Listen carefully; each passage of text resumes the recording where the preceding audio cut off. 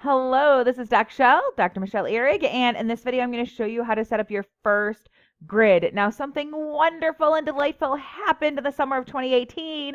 Flipgrid partnered with Microsoft. So before, you could only have one grid, and all of your student stuff, all of your classes had to be in this one messy grid, which made grading atrocious. That has now changed. We now have access to the full library completely for free because of the partnership with Microsoft.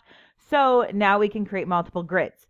Now, first of all, one perhaps strategy for you have two different ways of looking at this. One strategy is creating a grid per class. So all your period 1 would go in one folder, all your period 2 in the next folder, like that. Another thing that you could do is create grids by units. And if you create grids by units, then within there you could have period 1, period 2, period 3. So it just depends how many clicks you want to do or what's your best strategy. I'm going to do it by unit. So for example, I'll click unit, new grid, and I will call this unit 1. And you can definitely pick something here. You can create your own codes if you want. For example, maybe you might do like the first initials of your name and then the topic that you're teaching on. And then actually I can't do IHRG because my name is IHRIG. So let's do IHR. Maybe I'm doing math unit 1 or something like that. That way you can remember it, or maybe if you use the same type of code. If you don't want to do it, if you don't want to come up with your own code, they'll give you a random code. It's no big deal. Find a picture that you like. You can upload your own picture, and then let's just click next. Oh, let me see here. School email. So I do student ID list, and it does take time in the upfront putting all the students' names in, but ultimately I prefer Microsoft not to have my student email addresses. So for privacy, I do the student list like that. Okay, next.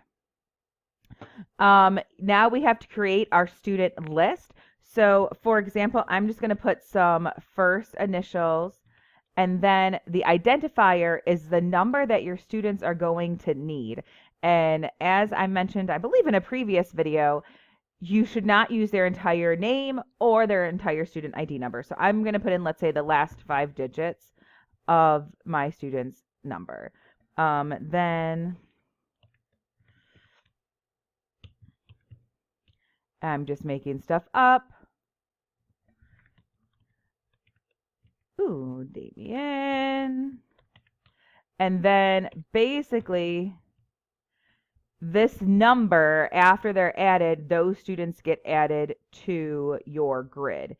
And I personally like doing it this way. Yes, it takes definitely 20 minutes to get it set up, depending on how fast you type, but it's definitely worth it because then it's set up for life.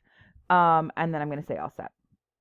So now I have my first grid, and you can tell that I'm in my first grid. It says unit 1 up here, and these are all the different topics. And because I'm doing it by unit, I kind of like doing it by unit because then I don't have to, I can mark ones that I really like, and I don't have to jump between grids. I can jump between threads or topics in the grid.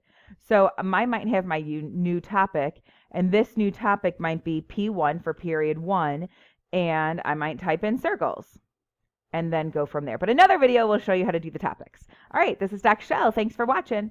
Ciao.